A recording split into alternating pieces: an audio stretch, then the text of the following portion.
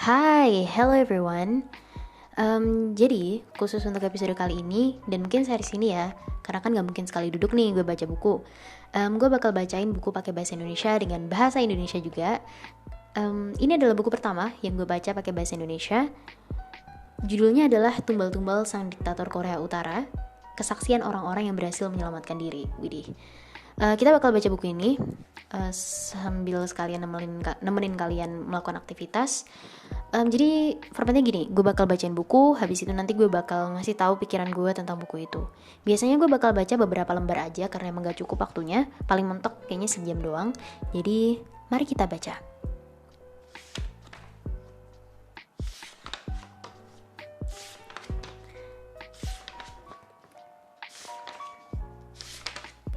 Sekilas tentang negara Korea Utara.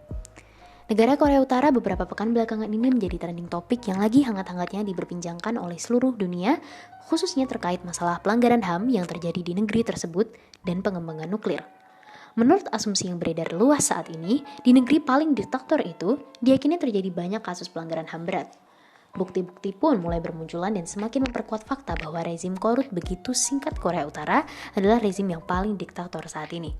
Pengakuan beberapa korban kediktatoran rezim korut yang berhasil kabur dari negeri ginseng itu membuat pernyataan dan kesaksian kepada dunia bahwa di Korut memang benar-benar terjadi pelanggaran HAM berat. Bahkan, para korban bersaksi bahwa rezim Korea Utara saat ini jauh lebih kejam dan diktator daripada rezim sebelumnya. Pengakuan dan kesaksian para korban tersebut sangat menarik untuk disimak.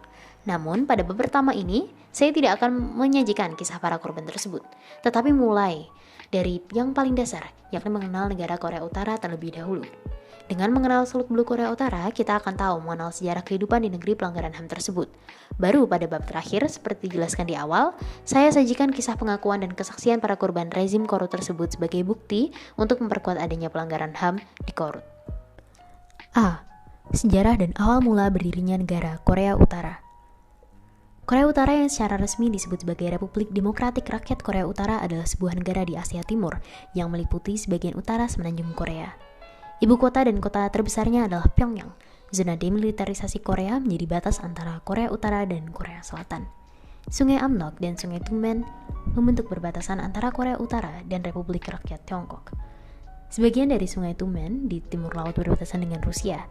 Penduduk setempat menyebut negara ini sebagai Pukchostan atau Chosan Utara. Nama Korea sendiri diambil dari nama dinasti Korea yang terkenal yaitu Goryeo. Goryeo menamai negerinya dari kependekan nama salah satu 3 kerajaan Korea, Goryeo. Dalam bahasa Tionghoa dilafalkan sebagai Gaoli, dan penyebutan itu menyebar kepada pedagang Timur Tengah dan lama-kelamaan menjadi Korea. Kata Korea secara umum di dunia internasional saat ini digunakan untuk menunjuk kedua negara Korea, yakni Korea Utara dan Korea Selatan. Dalam bahasa Korea, Korea Selatan Korea berarti Hanguk, kependekan dari Daehanmingguk, sedangkan Choson digunakan oleh Korea Utara untuk menyebut nama negara mereka. Sejarah Korea secara umum sebelum dipecah menjadi 2 bagian, dimulai dari zaman Paleolitik. Kebudayaan tembikar di Korea dimulai sekitar tahun 8000 sebelum Masehi, dan zaman Neolitikum dimulai sebelum 6000 sebelum Masehi yang diikuti oleh zaman perunggu sekitar 2500 sebelum Masehi, kemudian kerajaan Go-Joseon berdiri 2333 sebelum Masehi. Baru pada abad ketiga sebelum Masehi, Korea mulai terbagi-bagi menjadi banyak kerajaan. Pada tahun 1 Masehi, 3 kerajaan seperti Goguryeo, Silla, dan Bakche mulai mendominasi semenanjung Korea dan Manchuria. 3 kerajaan ini saling bersaing secara ekonomi dan militer. Kerajaan Silla perlahan-lahan menjadi yang kuat dan akhirnya dapat menundukkan Goguryeo. Kerajaan Silla inilah yang untuk pertama kalinya berhasil menyatukan seluruh semenanjung Korea pada tahun 676 Masehi. Sejak saat itu, wilayah tersebut dikenal dengan sebutan Silla Bersatu. Namun, pada akhir abad ke-9, Silla Bersatu runtuh. Keruntuhan pun mengakhiri masa kekuasaan 3 kerajaan tersebut. Selanjutnya Korea dikuasai oleh kerajaan baru yakni dinasti Goryeo yang merupakan cikal bakal dari penggunaan nama Korea. Pada tahun 1392, Taejo dari Joseon mendirikan dinasti Joseon yang setelah menumbangkan Goryeo. Raja Joseon mengumumkan penciptaan abjad Hangul.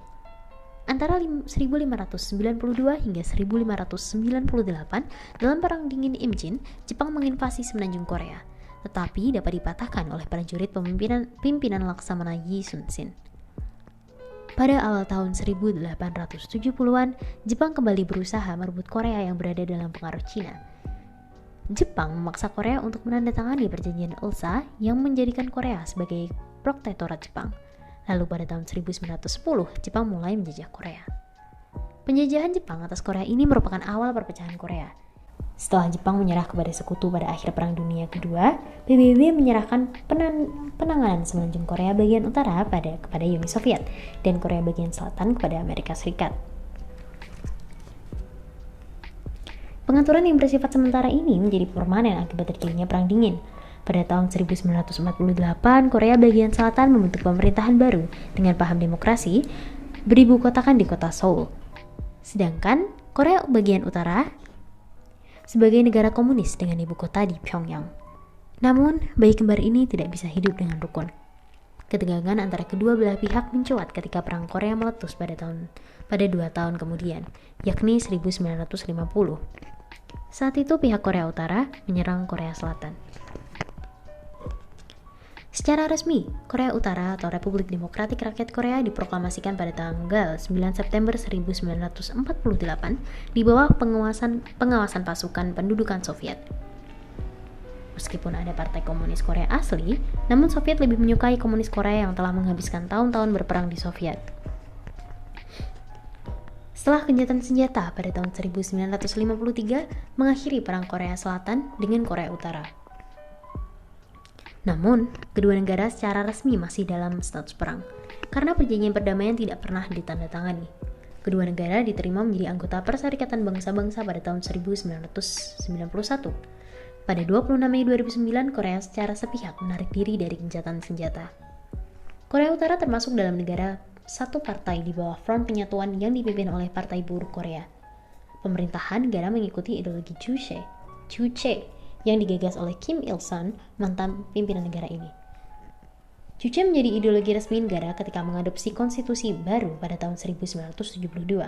Kendati Kim Il-sung telah menggunakannya untuk membentuk kebijakan sejak sekurang-kurangnya awal tahun 1955. Sementara resminya, sebagai Republik Sosialis, Korea Utara dipandang oleh sebagian negara besar sebagai negara kediktatoran totaliter Stalinist. Dalam sejarah konflik Korea Utara dan Selatan tidak pernah menandatangani perjanjian perdamaian, dan dengan demikian secara resmi masih dalam status perang. Hanya sebuah gencatan senjata yang diumumkan, upaya perdamaian disela-sela oleh beberapa pertempuran kecil dan upaya pembunuhan. Korea Utara gagal di dalam beberapa upaya pembunuhan terhadap pemimpin Korea Selatan. Di antaranya paling terkenal terjadi pada tahun 1968, 1974, dan pengebuman Rangun pada 1983.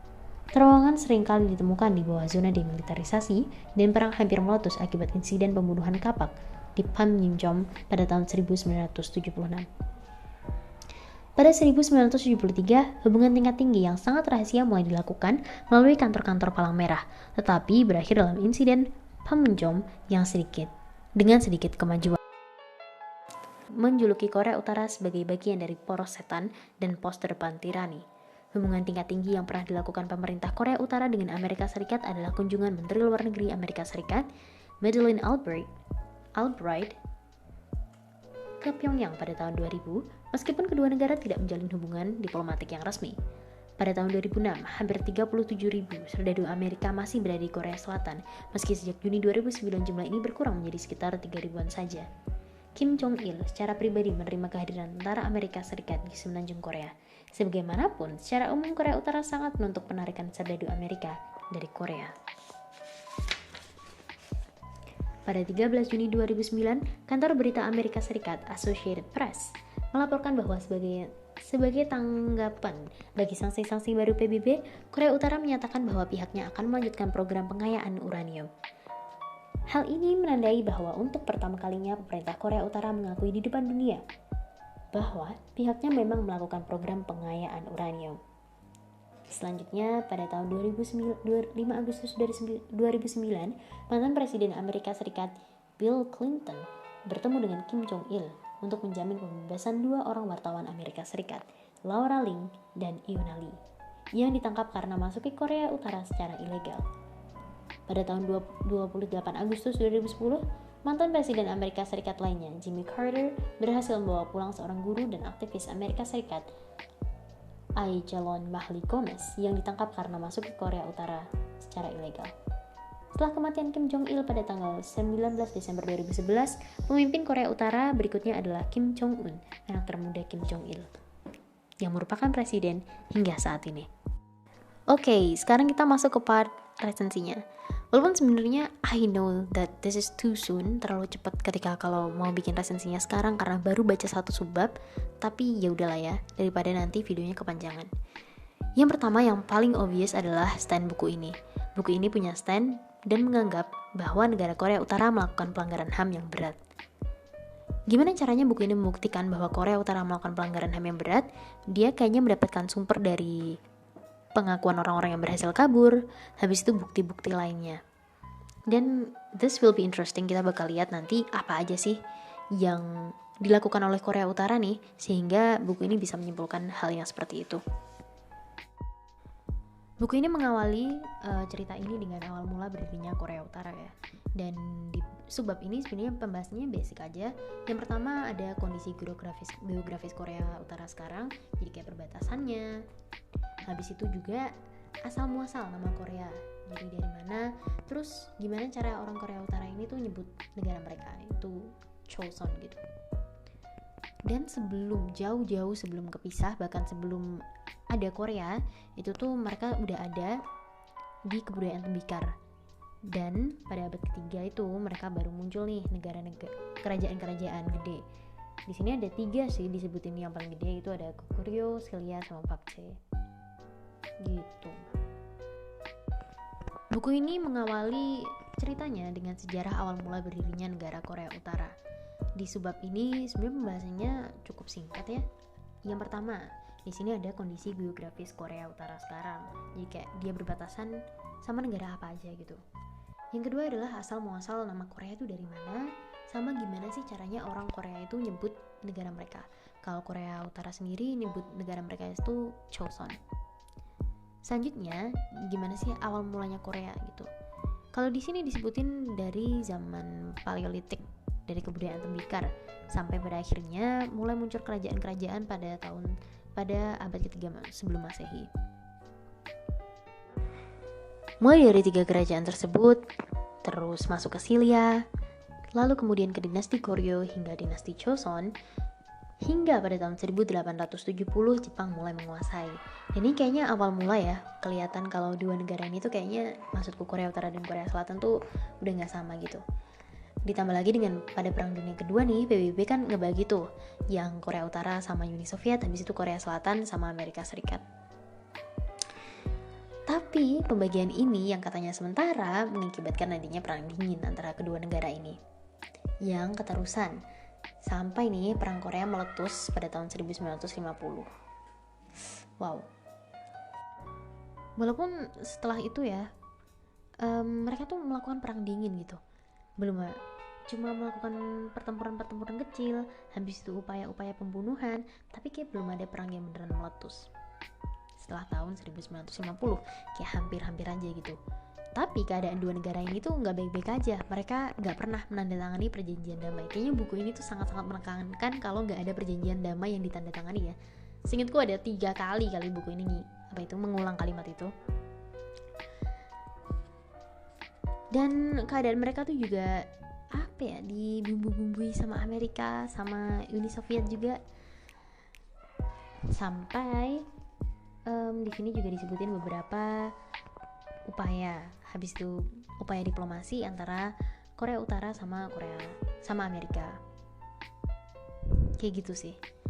Dan juga menjelaskan bahwa presiden Korea Utara tuh sempat berganti-ganti. Di sini dijelasin kayak ada 3 kali bergantian ya. Yang pertama itu ada siapa ini ya? Kim Il Sung, habis itu Kim Jong Il, lalu Kim Jong Un. Lalu secara general buku ini tuh sebenarnya narasinya sangat-sangat terputus ya. Ini tuh kayak lo ngumpulin dari berbagai sumber berita gitu loh yang gue rasain tuh. Jadi nggak ada ketertarikan antara satu kalimat dengan kalimat yang lain. Habis itu juga sering banget mengulang kalimat.